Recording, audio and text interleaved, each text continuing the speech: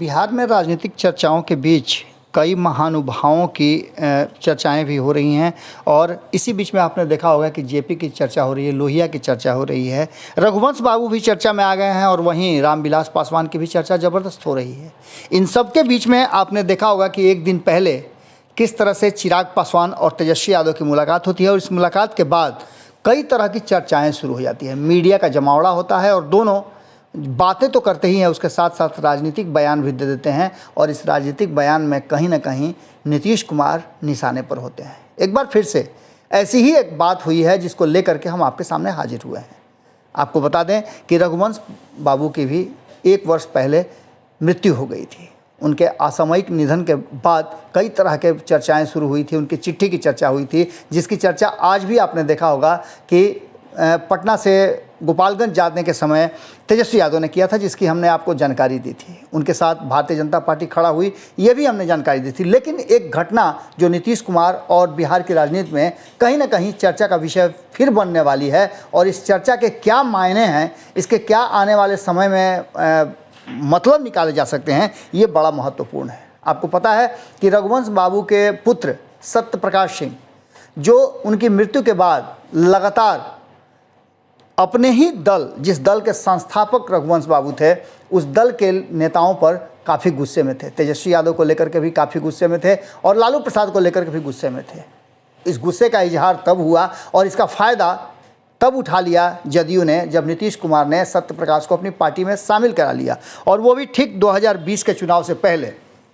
इसके बाद बहुत तरह की चर्चाएं शुरू हो गई। आपको भारत लाइव ने भी सत्य प्रकाश से बातचीत के अंश सुनाए थे और बताया था, सत्य प्रकाश ने बड़ी खुलकर हमारे साथ बातचीत किया था और कहा था कि वो अब किसी भी कीमत में मिलने जुलने या फिर संबंध रखने के पक्षधर नहीं हैं राष्ट्रीय जनता दल से, जिस दल को उनके पिता ने अपने खून से सींचा और अंतिम सांस तक वो हमेशा तैयार रहे।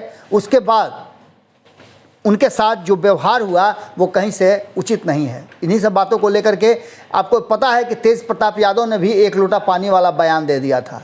अब इन सारी बातों के बाद इस पर विराम लगता दिख रहा है, क्योंकि सत्य प्रकाश जो कि रघुवंश बाबू के पुत्र हैं, वो मिलने आते हैं तेजस्वी यादव से और घंटों दोनों के बीच में बंद कमरे में मुलाकात होती है। सिर्फ 2 ही लोग रहते हैं और वहाँ बंद कमरे में मुलाकात होती है। हालांकि ये अवसर कुछ अलग था।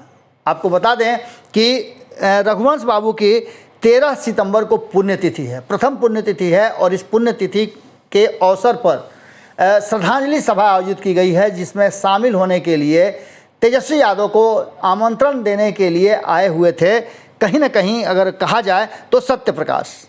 लेकिन सत्य प्रकाश सिंह और तेजस्वी यादव की मुलाकात अब सिर्फ उतना ही तक सीमित नहीं रह गई, इसके कई राजनीतिक मायने निकाले जाने लगे हैं। क्या बातें हुई है ये तो स्पष्ट नहीं हो पाया, लेकिन जो सूत्र बता रहे हैं उसके अनुसार एक बार फिर से नीतीश कुमार को तेजस्वी यादव झटका दे सकते हैं और सूत्र बनेंगे सत्य प्रकाश।